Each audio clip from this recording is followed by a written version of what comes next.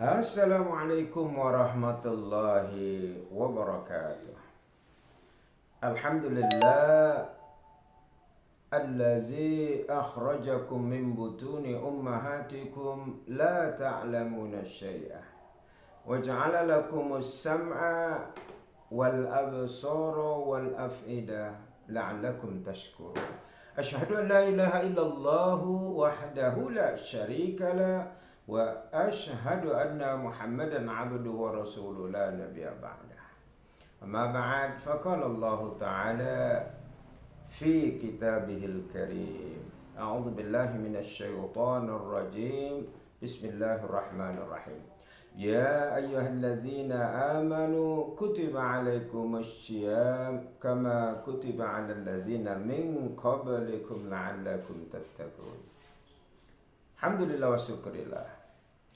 Melanjutkan kajian kita tentang dua syarat masuk surga sebagaimana pesan Allah di dalam surah An-Nazi'ah 40-41. Maka kita fokus dengan syarat yang kedua, yaitu wanahan nafsa 'anil hawa, menahan diri dari keinginan hawa nafsu. Itu syarat kedua. Konkretnya ini adalah syam, puasa. Ya, nafsu artinya diri, dan itulah kecenderungan pada setiap diri manusia. Nah, ini yang harus ditahan. Ditahan itu bukan berarti dimatikan, apalagi diperturutkan semua. Dipakai di jalan-jalan yang halal dan sesuai dengan kebutuhan.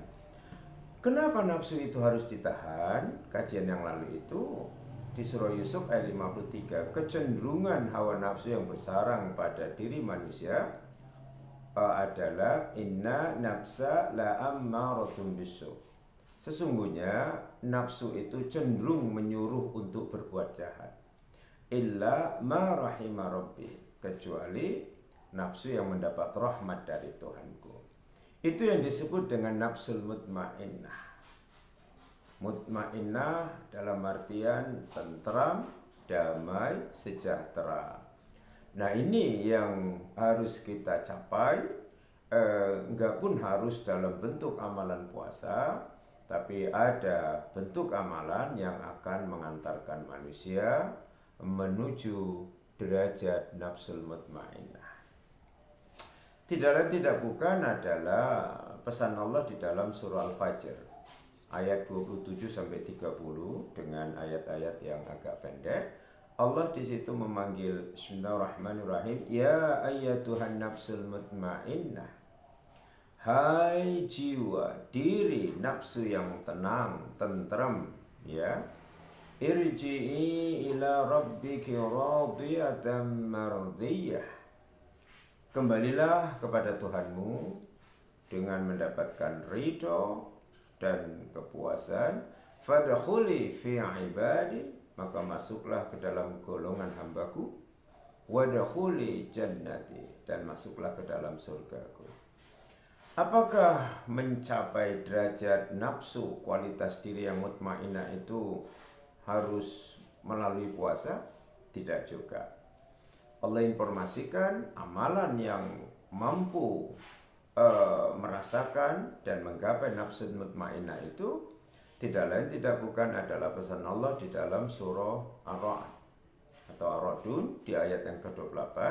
Kata Allah di situ, wallazina amanu wa tatma'innu qulubuhum bizikrillah. Dan orang-orang yang beriman itu dan hatinya tentram, damai, jiwanya, nafsunya tenang, terkendali dengan ingat kepada Allah. Ala bizikrillah tatma'innul qulub. Ketahuilah, zikrillah atau zikrullah, ingat kepada Allah itu membuat hati menjadi tenang, jiwa, nafsu terkendali dan tidak liar tentunya. Nah, pertanyaannya, apakah zikir dalam ayat tersebut tafsirnya adalah lafaz? Ya. Secara syariat, Zikir berasal dari kata zakara yazkuru uzukur, menyebut, butuh lafaz. Tapi makna lainnya secara hakikat adalah mengingat. Memang tidak butuh lafaz. Tidak bisa terpisah makna syariah dengan makna hakikat. Sebagaimana lahir dan batin yang identik dengan manusia. Ya butuh lafaz.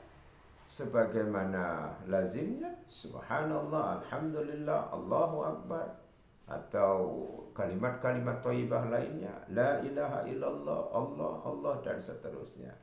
Tapi secara makna hakiki tidak butuh lafaz. Mana dalilnya? Di dalam surah Al-A'raf, surah nomor 7, di ayat yang ke-205. Pesan Allah di situ, wazkur rabbaka fin nafsik, dan berzikirlah, ingat kepada Tuhanmu dalam hatimu, tadarru'a wa haifa, dengan rendah diri dan rasa takut, wadunal jahri minal qaul, dengan tanpa melafadzkan atau mengeluarkan suara, bil khudui wal asol, di saat pagi hingga petang, wala takunu minal ghafilin, dan jangan kamu menjadi orang yang lengah. Itulah hakikat zikir yang menggapai nafsul mutmainnah. Dalam bentuk amalan konkret, zikir itu sesungguhnya ada pada sholat. Sebagaimana pesan Allah di dalam surah Toha ayat 14, Bismillahirrahmanirrahim. Kata Allah di situ, Innani anallah la ilaha illa ana fa'budni. Aqimis sholata li zikri.